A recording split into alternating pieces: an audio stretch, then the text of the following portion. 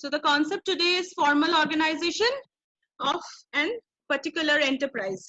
So formal organization is something that we have to understand has a basic structure, a structure which is recognized, which is formed on certain grounds, and it is designed by the management wherein we are trying to accomplish certain particular tasks which specifies the boundaries as set by our NCRT. We understand it specifies the boundaries of authority and responsibility, and there is a systematic coordination among the various activities to achieve organizational goals. So what are we doing here? We are doing here our work, we are doing our work in a order, in a systematic order, so that we are able to achieve organizational goals. We are able to fulfill the target that we have set for ourselves. We are able to clarify exactly the way we have to deal with each other, the kind of authority and the kind of responsibility one shares with the other employee in the organization. So here, when we are talking about the structure of a formal organization, it can be both functional and divisional. Like I can have a formal organization in a divisional structure. Similarly, I can have a formal organization in a functional structure. So when I am having, or when I'm talking about a formal organization, I understand that there is much more clarity, understanding in the entire concept, and these things are sought about, and these things are like decided and implemented after a thorough study made by the management. Now we have to understand it with certain features associated with the formal organization.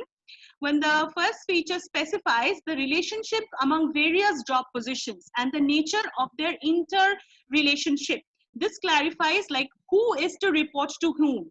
If my job position is clear, then I know who is my subordinate and who am I a superior to. So vice versa. If I am a superior, who am I to pass the order to, and who is going to report to me? So that is an absolute clear thing in a formal organization.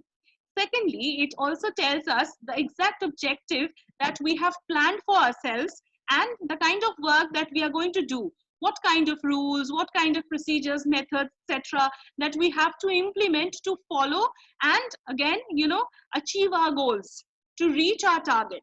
So we are very, very clear about the concept of our entire organization, the objectives that we have set for ourselves, and how are we going to achieve those objectives are clear with us. There's clarity. Then thirdly, there's also the departments associated. All the departments associated should be coordinated, interlinked and integrated through the formal organizations. So it's very, very important that everybody is in the same line of operation. Everybody is on the same page of thoughts so that they can share their work procedure, pattern, difficulties, or success with each other, and that they are well coordinated, they are interlinked, they exactly know how things are happening and what exactly is happening to them in the organization. Then there is another important feature which says the deliberate design. It is a deliberate design made by the top management to facilitate smooth functioning of the organization. If I have to ensure that I work according to the design that I have made for myself, then I have to implement that design in a very conscious method, in a conscious way, so that I am able to extract the benefit out of it. I have to make it very, very, very, very useful so that I am able to get the objectives or get the results therefrom. Right? Now, next it says it places more emphasis on work to be performed than interpersonal relationships. So the prime importance here is about the work that we are doing and not about the interpersonal relationships of the people, of the workers who are there working in the organization.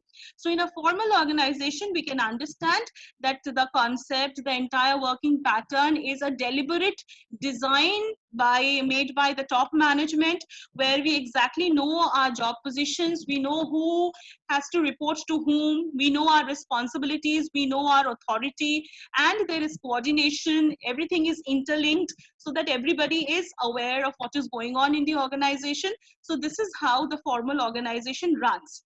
Now, why do we need a formal organization? Definitely, there must be some advantages that we get from this. So the advantages that we get from a formal organization are, it's very, very easy to fix responsibilities. As we know, who is assigned what kind of job, who is expected to do what kind of job. So it's very easy to fix the responsibilities or find out where things have gone wrong, if there's anything that has gone wrong. Secondly, there's no ambiguity in the role of each member, that what is it that I have to do? What are my duties? What is it that I should be responsible for? There's absolute clarity as far as the members are concerned. And if all of the people who are there in the organization are well aware of their duties, so there is no duplication of work. If there's no duplication of work, we don't waste on various resources, like we don't waste on money, we don't waste on time, raw materials, etc. Then again, we have unity of command that is maintained here. If you remember unity of command that we have read in Principles of Management, this particular principle given to us by Henry Fayol, which says that command should come, we should not have multiple commands coming to us, because that makes the things more confusing and we are unable to deliver properly. So there should be proper unity of command that is given to us.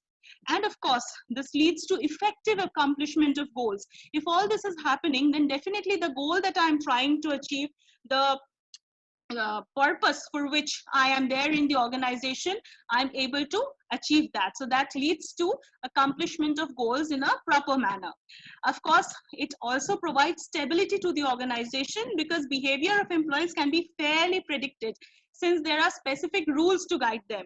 So I have exactly told the employees how is it that they should be conducting themselves. So if that is clearly stated, it becomes very, very easy for everybody to work and for an organization to guess exactly how the employee is expected to behave in the organization.